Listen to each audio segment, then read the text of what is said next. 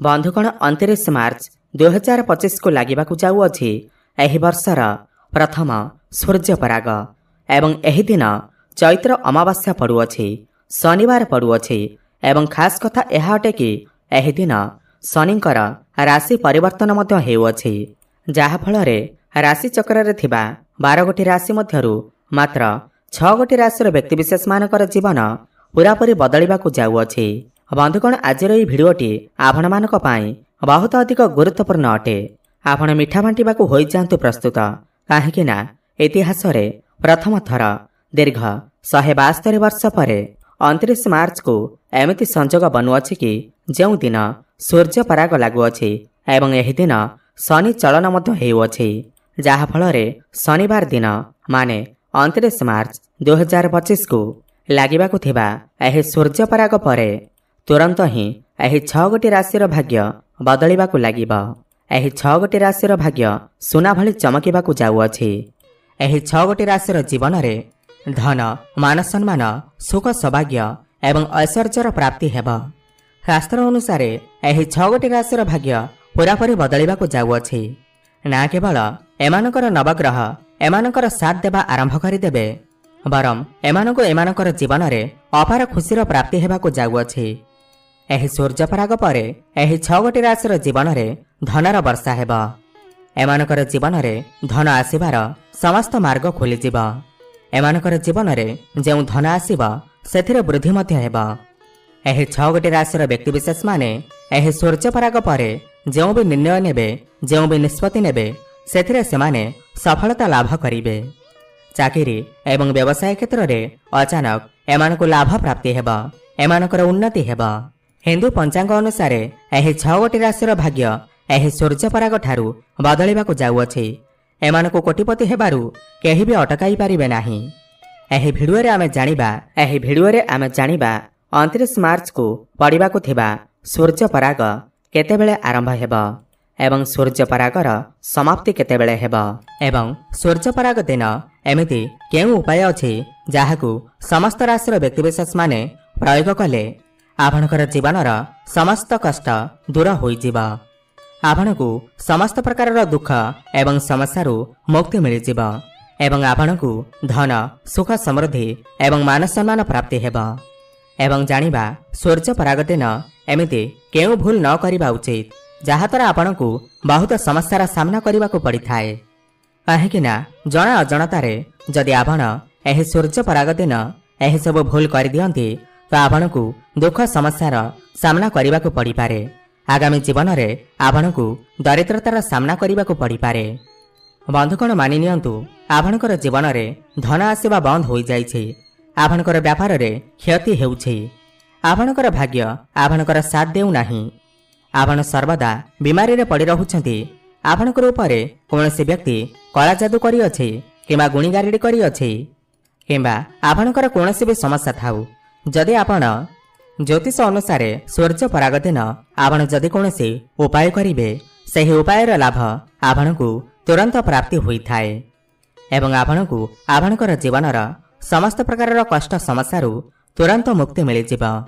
एही समस्त विषय रे आज आमे एही भिडियो रे जानिबा एवं तापर आमे जानिबा एमिति केउ 6 गोटी राशि अछंती जेउ मानकर भाग्य एही सूर्यपराग परठारु बदलिबाकु जाउअछि एवं भगवान सूर्यदेवंकर आशीर्वाद आपणको प्राप्ति हेब। एथिपाई जदि आपण चाहुछंती कि सूर्यदेव एवं भगवान शनिदेवंकर आशीर्वाद आपणको प्राप्ति हेउ शनिदेवंकर आशीर्वादरु आपण आपणकर जीवन रे बहुत उन्नति करंतु प्रगति करंतु एवं आपणको समाज रे मान सम्मान प्राप्ति हेउ। ता बंधुगण पूरा सच्चा हृदय रे सत्ता भक्ति रे भिडियोटी को लाइक करी कमेंट बॉक्स रे जय शनिदेव जय माँ लक्ष्मी अवश्य लिखि दियंतु एवं भिडियोर कमेंट बॉक्स रे आपणकर राशि लिखिबाकु जमा भी भूलंतु नाही। बंधुगण वर्षर प्रथम सूर्यपराग कोनोसी मामूली सूर्यपराग हेब नाही बरम यह एक महा सूर्यपराग हेबाकु जाउअछि जहाँकि 29 मार्च 2025 शनिवार दिन पड़िबाकु जाउअछि एवं एही दिन चैत्र अमावास्या पड़ुअछि। धार्मिक मान्यता अनुसार एही सूर्यपराग समय रे समस्त दैवी शक्ति मानकर प्रभाव कम होई जाई थाए। वर्षर प्रथम सूर्यपराग 29 मार्च 2025 को रात्रि 9:01 आरंभ हेब एवं यार समाप्ति मध्यरात्रि 2:02 हेब। यह सूर्यपराग भारत में तो देखादेव नहीं। यह सूर्यपराग भारत में देखा नदेले यार प्रभाव समस्त विश्व उपर पड़ी थाए। यार प्रभाव समस्त राशि मानक उपर पड़ी थाए एवं यही दिन जदि कौन उपाय करा जाए तो सही उपायर प्रभाव आपनकु तुरंत प्राप्ति होता है। एवं बंधुगण जेतेबेले सूर्यपराग होता है सेतेबेले सूर्यदेव निजर राशि परिवर्तन करिथांती। यार पूरापूरी प्रभाव 12 गोटी राशि उपर पड़ी थाए। बंधुगण जो व्यक्तिर कुंडली रे सूर्य भल स्थिति रे थांती बलवान थांती सही व्यक्ति जीवन में बहुत उन्नति करिथाए। भाग्य सबुबेले तांकर साथ देई थाए एवं सेमानकु समाज रे मान सम्मान प्राप्ति होइथाए। एवं एही थर जेमिति ही सूर्यपराग लागिबा तुरंत ही एही 6 गोटी राशिर भाग्य संपूर्ण भाव में बदली जिबा। एबे जानिबा सूर्यपराग दिन केउ उपाय करिबा द्वारा आपनकर भाग्य चमकी उठिथाए। आपण जीवन में बहुत उन्नति करिथांती। एवं एहा पर जानिबा केउ 6 गोटी राशि एमिति अछंती जो मानकर भाग्य एही सूर्यपराग ठारू बदलिबाकु जाउअछि। सेतिपाई भिडियो को शेष पर्यंत निश्चय देखुथांतु। बंधुगण मन रखंतु जेते समय पर्यंत सूर्यपराग लगी रहिबा ना तो आपण घरे खाइबा बनइबे ना तो आपण निजे खाइबे। द्वितीय एही सूर्यपराग समय रे महिला माने निजर बाଳରେ तेलर व्यवहार करंतु नाही। एहाकु बहुत अशुभ माना जाई थाए। एवं एही सूर्यपराग समय रे आपण आपणकर घरे कैंची चाकू एवं छुरीर व्यवहार करंतु नाही। नहेले यार सीधा प्रभाव आपणकर आर्थिक स्थिति उपर पड़ी पारे। एवं आपणकर जदि विवाह हो सारी तो आपण एही सूर्यपराग समय रे भूल करी भी शारीरिक संपर्क रखंतु नाही। यह द्वारा आपणकु केते प्रकार दोषर सामना करने पड़ी पारे। देखंतु सबुठु प्रथम उपाय जहाँ आमे आपणको बतैबाकु जाउअछु ताहा हेउछि कर्जर मुक्ति पाइबार उपाय। बंधुगण मानि नियंतु आपण कोनोसी एमिति कर्ज नैछंती जहाको आपण जेते चेष्टा कले मध्य सुझी पारु नाहंती। दिनकु दिन आपणकर चिंता बढ़िबाकु जाउअछि। आपण आर्थिक कष्टरे फसी जाइछंती एवं आपणकर जीवन रे धन आसीबा बंद होई जाइछि एवं आपण एही सब जिनिसकु नै बहुत चिंतारे अछंती। तो सूर्यपराग जेमिति ही रात्रि 9:01 आरंभ हेबा सही समय रे आपण गोटे लाल कपड़ा नियंतु एवं सही लाली कपड़ा उपरे एक मुठी लवंग रखि दियंतु एवं एही कपड़ार गोटे पुटुली बनै दियंतु एवं निजर घरर पूजा घरे रखि दियंतु। एहार परदिन माने 9 एप्रिल को आपण एही पुटुली को नै करी कोनसे भी मंदिर बाहर बसिथिबा भिक्षुक मानकु दान करि दियंतु। एतिकी उपाय जदि आपण एही सूर्यपराग समय रे करि दियंती तो विश्वास करंतु आपणकु समस्त कर्जरु मुक्ति मिल जिबा। देखिबे 1 मास भितरे आपण समस्त कर्जरु मुक्ति पाई जिबे। आपणकर जीवन रे धन आसीबा आरंभ होई जिबा। आपण जीवन रे बहुत उन्नति करिबे। धन आसीबार समस्त मार्ग खोली जिबा। बंधुगण जदि आपणकर घरे नकारात्मक शक्तिर प्रभाव बढ़ी जाइछि आपणकर घर उपरे कोनोसी व्यक्ति कला जादू करूअछि गुणीगारेडी करूअछि जहा पाई आपण चिंतार अछंती समस्या अछंती तो आपण एही सूर्यपराग दिन गोटे नड़िया किणिकी नहीं आसतु एवं एही नड़िया को नहीं घरर समस्त सदस्यंकर मुंडरे छुआईकी एही नड़िया को नहीं निजर ठाकुर घरे रखि दियंतु एवं ता पर दिन माने 9 एप्रिल को एही नड़िया को नहीं आपण मंदिर रे थिबा पुजारी को देई दियंतु। देखिबे एतिकी उपाय करिबा द्वारा आपणकर घर उपरे काहारे भी कुदृष्टि पड़िबो नाही। कोनोसी भी व्यक्ति कला जादू करि परिबे नाही एवं आपणकर घरु समस्त नकारात्मक शक्ति बाहर को बाहर जिबा एवं आपणकर घरे सकारात्मक ऊर्जार प्रभाव रहिबा।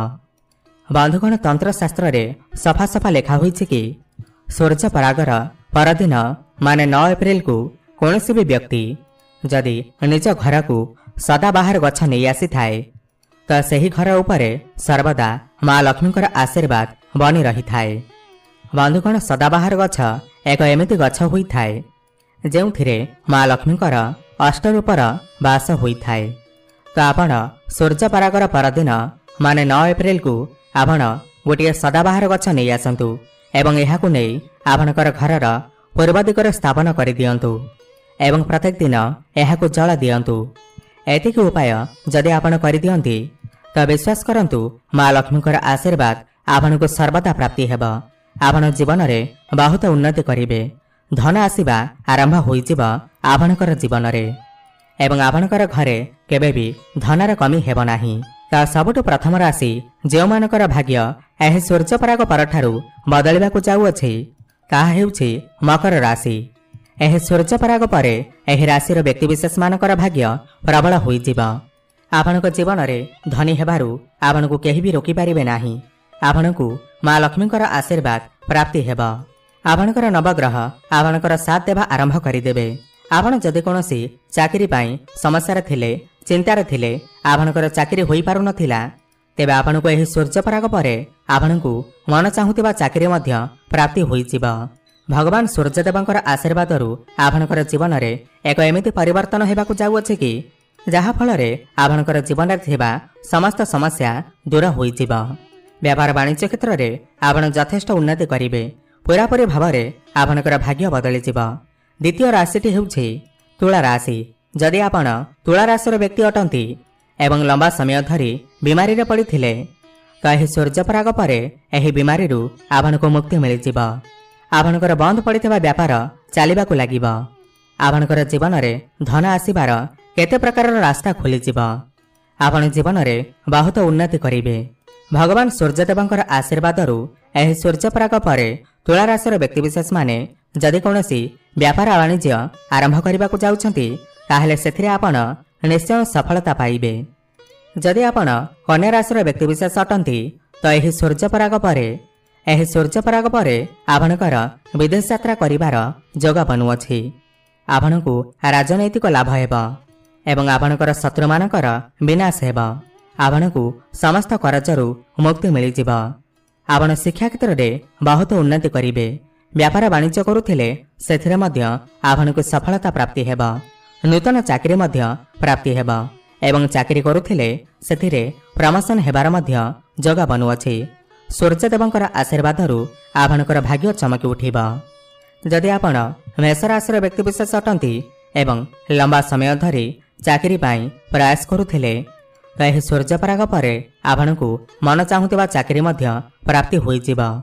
ମେଷ ରାଶିର ବ୍ୟକ୍ତିବିଶେଷମାନଙ୍କର ଜୀବନରେ ଏହି ସୂର୍ଯ୍ୟପରାଗ ପରେ ଏକ ଚମତ୍କାରୀ ପରିବର୍ତ୍ତନ ହେବାକୁ ଯାଉଅଛି।